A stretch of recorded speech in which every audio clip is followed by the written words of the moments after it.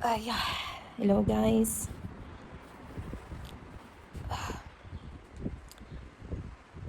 Hindi ko alam kung paano ko ito umpisahan.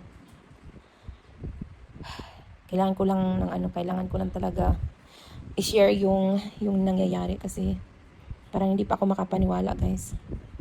Sorry kung ito yung mukha ko ngayon. As in, down talaga ako ngayon, guys. So, wala talaga akong gana. Walang gana talaga. Kahit sa pagkain, guys, minsan walang gana pero kailangan para mabuhay. Allora, ganito yung nangyayari. Di ba buntis ako, guys, ng 6 months na akong buntis. Yung last video ko yata is magsi 6 months na yung tiyan ko or 6 months na. Hindi ko ma-remember. Nung June 13, Sabado, pumunta ako sa hospital dahil meron akong check-up. Kasi nung Thursday, meron akong check-up din sa hospital. Pumunta ako doon kasi parang hindi masyadong gumagalaw si baby. Kaya, Buffy, no? Kaya pumunta ako sa hospital para magpa-check up kung bakit mahina gumalaw si baby. So yun, okay naman yung pag-check up nila sa akin. Gumalaw naman si baby. May nilagay silang, hindi ko alam kung ang tawag yung nilagay nila sa tiyan ko para mag-count kung ilang beses sumipa yung bata. Tapos depende, for example, nilagay nila ng 20 minutes sa tiyan ko. Tapos sumipa si baby. Every sipa niya, meron akong ipupush para yun ang makwinta din sa sa computer. Tapos sasabihin din dun sa computer kung satisfied ba sila sa sipa ng bata, sa kung ilang beses sumipa ang bata or hindi satisfied. So ang resulta naman is satisfied naman. So meaning na okay yung sitwasyon ng bata. Tapos basta chinik nila ako, okay naman. Pero yung yung protokolo na kailangan daw akong bumalik after 2 days. So yun, bumalik ako ng Sabado ng hapon. And then nung guys, chinik nila ako, nilagay na naman nila yung para makount yung ilang sipa yung bata. Yun, okay naman. And then yung doon na sa OB, may nilagay siyang speculum, yung pang pap smear, pang pap test. Basta yung parang duct, yung parang ng duct, yun ang nilagay. Pinasok niya, pagtanggal, may konting dugo. Sabi ng doktor, wag daw ako mag-alala kasi normal lang daw yun. Pero ang sakit, guys, nung pinasok niya, ang sakit talaga, napairit talaga ako kasi sobrang sakit. Dalawa sila kibali na doktor ang bumibisita sa akin. Pero yung isang doktor, hindi siya naka-duty nung time na yun. So yung isang doktoresa ang naka-duty. So yun, sabi niya okay lang, wag kang mag-alala kasi normal naman yan. Pero yung binisita ako ng isang doktor nung yung Thursday, dinlagyan din niya ng speculum, wala namang lumabas kahit kunting dugo. Tapos hindi din masyadong masakit. Yung isang doktor, yun medyo masakit yung pagpasok niya. Tapos pagtanggal ng speculum, may kunting dugo. Di yun, sabi niya, sabi ko okay, kung hindi naman, kung normal naman yan, hindi ako mag-alala. So, binisita niya yung tiyan ko, binisita niya yung placenta, yun. Okay naman, yung baby, okay naman. Tapos, pinasok na naman niya yung speculum, tinignan na naman niya doon sa baba. Yun, pag tanggal niya ng speculum, ang dami na ng dugo na lumabas. Nakita ko talaga sa mukha niya na parang hindi na to normal. Pero tinatry niyang yung magkalma siya kasi na-sense ko na sa mukha niya na parang din siya, parang na-shock din siya na ang daming dugo lumabas. Dami ng dugo, tinawagan agad niya yung mga ibang doktor para sila kung anong gagawin. Nag-usap sila kung anong gagawin. So sabi ng isang doktor na painumin ako ng gamot para mag-block yung dugo. Yun, mga 5 minutes nila ako, inobserbahan. Hindi nag-block yung dugo, nag-continue na lumalabas. Kaya yun, nagpanic na sila lahat. Ang dami dami ng mga doktor, mga nurses na naka-assist sa akin. As in, bigla lang talaga, guys. Parang until now hindi pa ako makapaniwala ba na ganun sa simpleng check up lang napunta sa emergency. As in nakita ko talaga sila na nagpanic na ano na yung CS na agad nila ako kasi hindi nag-block yung ano, hindi nag-stop yung dugo. Tapos kinokontrol pa rin nila yung baby. Okay naman si baby. So yun guys, basta mga 5 minutes lang yun kasi yun ang ano ng para sa yung sa effect ng medisina.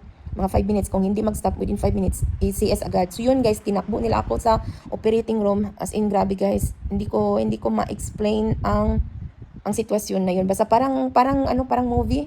Para talagang movie guys. Kasi pagpasok pa lang sa operating room, ang dami nang nakahintay sa akin na mag-assist. Yung iba inano nila ginunting na nila yung yung tinabas nila yung damit ko, tapos may ng aking heart rate, ng aking dugo, as in guys, grabe. Talaga sila, parang takbuhan talaga sila sa operating room. Ako naman, syempre, may kinakabahan din ako guys, no? Kinakabahan din ako kasi anong mangyari kay baby, anong mangyari sa akin. Hindi ko talaga alam, kaya yung ginagawa ko na lang guys, nakatitig na lang ako sa tawag dito, sa itaas, at nagdadasal na lang na hindi ako magpanik, na maging okay lang ang lahat. Ayun, pinatulog nila ako kasi yun nga, emergency, pinatulog nila ako guys. Tapos yun, inoperahan, sini-S nila, kinuha nila yung baby. Buhay naman si baby nung lumabas siya. Okay naman si baby nung lumabas siya. Tapos tinakbo nila agad sa ibang hospital. Kasi yung hospital kung saan ako inoperahan, wala silang yung incubator na advance ba para sa mga premature na baby, kasi 6 months pa yung baby ko eh. Kaya tinakbo pa nila doon sa ibang hospital. Ang layo pa ng nabiyahe guys. Yun. Tinakbo nila doon, dumating doon sa hospital, okay naman daw, stable naman daw yung ng baby, yung balori, ganun eh. Basta yun ang sabi, stable, ganun. Tapos, pagka Sunday, tinawagan ako ng asawa ko na nagtanong yung taga-hospital kung meron ba akong milk. Yun, di sabi nila kung wala pang milk na lumabas sa didi mo, di yung milk ng hospital yung ibibigay. So, parang natrangkwila din ako, parang na at peace din ako guys, kasi siyempre, nagtanong sila kung anong ipapakain ng baby, kung may milk na ba ako, kasi kung wala akong milk, yung milk ng hospital ang ibibigay. So yun guys, sabi ko okay, yung milk na lang sa hospital yung ibibigay, kasi walang lumalabas na nagatas. Sunday. So, akala ko guys, sa Monday, makapagbigay na ako ng milk sa baby ko. sa Monday morning, tumawag na pala yung hospital, yung taga-terapiya. Ang tawag ng terapiya, intensiva neonatali, yung therapy para sa mga premature na child, mga babies. Tumawag sa asawa ko na critical na daw yung sitwasyon ng baby. Kaya yung tumakbo yung asawa ko doon at hinintay na lang niya na yung epekto ng medisina na nilagay nila para mabuhay yung baby. Hinintay na lang niya hanggang sa naputol yung hininga ng bata. Ay nung Lunes na hapon, yung bisita niya sa akin sa ospital, sabi ko, kumusta ang baby? Sabi niya, wala na. Yun talaga yung pinakamasakit na resposta guys sa tanong ko. Sabi niya, wala na yung baby na nakayanan. Kasi yun nga, 6 months pa yung bata. Hindi pa medyo nag-function yung lungs niya. Kaya yun, yung kibali yung dugo niya, yung basta dahil sa hindi pa develop yung lungs niya,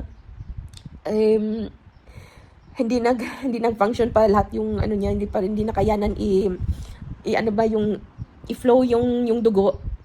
So parang napasukan daw ng dugo yung yung utak, yung ibang organs niya, parang hemorrhage daw yung bata.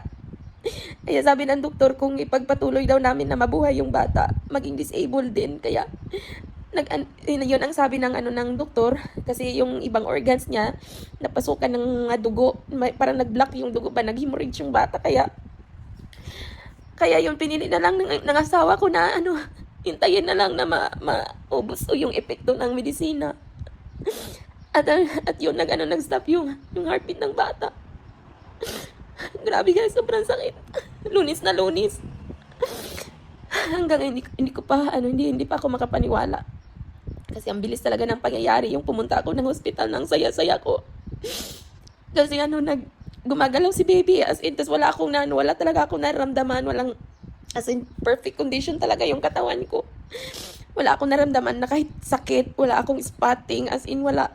Masaya akong pumunta sa hospital na magpa-check up. Tapos yun pala yung yung mangyayari sa bata. Hindi ko alam guys kung na-trigger ba doon sa speculum or hindi ko talaga maano guys, wala akong idea. Pero sabi ng mga doktor daw, swerte lang daw ako na nangyari doon sa hospital kasi kung nangyari daw sa labas ng hospital, baka daw pati ako mamatay kasama yung bata. Sabi ng asawa ko na magpasalamat ako sa Panginoon na kahit wala na yung anak namin, at least nandito pa ako kasi hindi daw niya makayanan kung pati ako nawala. Guys, di ko talaga alam kung ano yung plano ng Panginoon kasi pinag-pray ko ang baby na yun. Pinag-pray namin lahat. Kasi ang tagal kong hinintay na mabuntis. Yun sana yung first baby namin. Ang tagal kong hinintay. Ang tagal namin hinintay.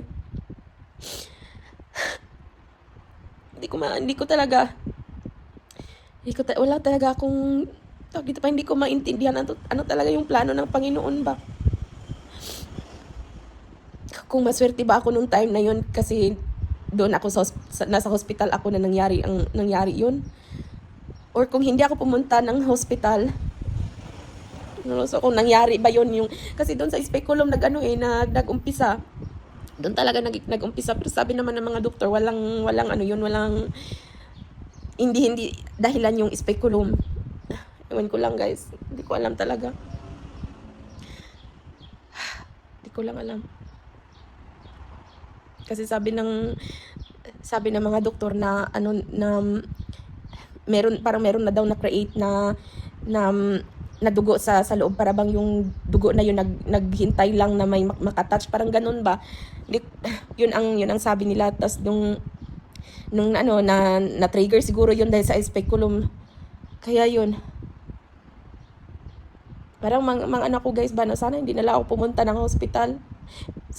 Pero sa other side naman, sasabihin ko naman kung hindi ako pumunta ng hospital, inangyari yun sa dito sa bahay, malayo kami sa hospital. Din pala ako, tigok din pala ako kasi 5 minutes lang yung hinintay nila 5 minutes lang tapos sini-S agad ako.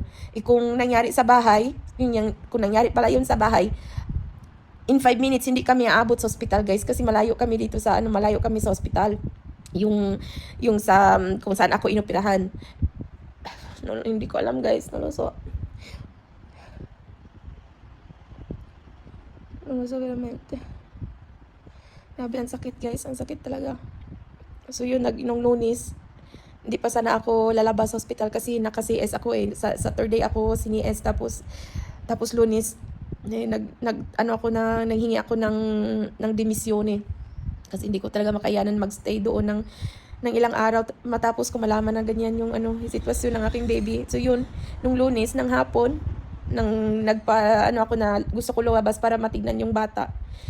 Yun, yung Lunes ko lang nakita yung bata pero hindi na siya wala na siyang buhay guys. Ang sakit.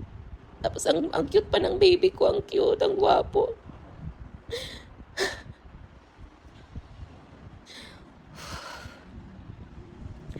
Minsan matulala na ako guys na parang sabihin ko, sana panaginip lang. Sana ito. Sana ipag-pray niyo ako guys na makayanan ko ang na ito guys. Tapos buti na lang meron kaming Bible. Yung Bible talaga guys yung nakapag-comfort sa akin ngayon sa amin dalawa na asawa. Yung Bible talaga. Binabasa ko yung sa Revelation. Yung New Heaven and New Earth. Yun ang nakapag-comfort sa amin guys. Although minsan hindi madaling mag-move on, hindi madaling tanggapin. Pero kailangan namin tanggapin kasi ang hirap gumising sa umaga guys kung ang una mong maiisip yung pangyayari. Kaya unti-unti namin tinatanggap yung pangyayari na yun, ang pagkawala ng aming anak, para maging peaceful yung utak namin araw-araw. Although hindi maiwasan na maisipan ko ulit yung pangyayari ba, at saka yung in 6 months nadala ko yung baby. Hindi talaga ganun kadali, guys. Hindi ganun kadali. Kaya yun ang nangyari kung bakit ngayon ganito ako, at wala na, hindi na ako buntis, guys. Inaano ko lang na maano ako, mahil yung sugat ko, yung CS. Yan. Ito na lang yung inaatupag ko ngayon, guys, na gumaling ako sa aking CS. Kaya ito lang yung ginagawa ko ngayon. Buti na lang yung asawa ko nandito, hindi pa bumalik sa trabaho. Ay, ang hirap. So, yun lang, guys, ang aking vlog ngayon. Sana sa next vlog natin ay masaya na ako, guys. Kasi sa ngayon talaga, wala talaga ako sa mood. As in, hindi ko, kung hindi, parang yung mama na nawalan lang ng anak ang nakakaalam ng feeling. So, yun lang, guys. Maraming salamat sa inyong panonood. Sana sa next vlog natin, masaya na ako, guys. Nakangiti na ako. At hindi na ganito yung sitwasyon ko. Thank you, guys. Ingat kayong lahat. God bless. Bye. Hello guys! So, nandito ako ngayon sa hospital na sa Santo Mero, kung saan ako ay manganganak. Ito yung hospital kung saan ako ay manganganak, guys. Sinamahan ako ni Stefano. Alora, nandito ako, guys, kasi nung isang araw, hindi masyadong gumagalaw si baby. Kaya pumunta kami dito sa emergency, dito sa hospital. Nagpa-check up ako kung bakit hindi masyadong gumagalaw yung bata. So, nung check up nila ako, okay naman daw yung baby, okay naman siya. Gumalaw naman siya nung may nilagay sila na parang, ewan ko kung ano yung nilagay nila sa tiyan ko. Basta may nilagay sila na dalawang instrumento na gumalaw yung bata. So, yun, sinabi nila na after 2 days, dapat balik ako dito. Kaya ngayon, nandito na naman ako. So, kaninang umaga, galing ako ng simbahan. And then, umuwi na lang agad ako sa bahay. Kasi hapon yung appointment namin.